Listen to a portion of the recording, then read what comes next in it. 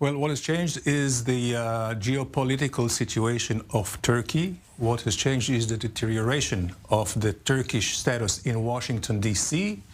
And also what has changed is that there is a formidable alliance against Turkey in the eastern basin of the Middle East, composed of Israel, Cyprus, and Greece.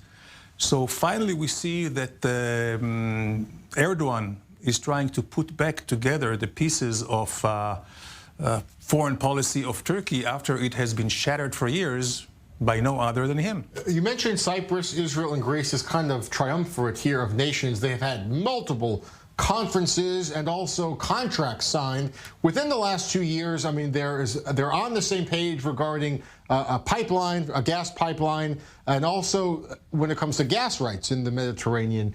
Do you think Turkey is hoping to drive a wedge? I mean, they clearly know Israel is aligning itself more with Greece and Cyprus.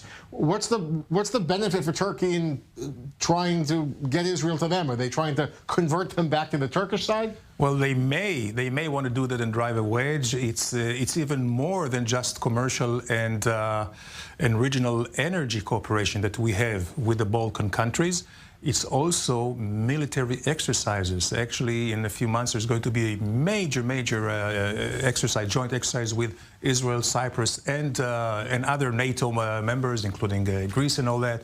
This is of great concern to Erdogan and Turkey. You see, he's becoming much more tame.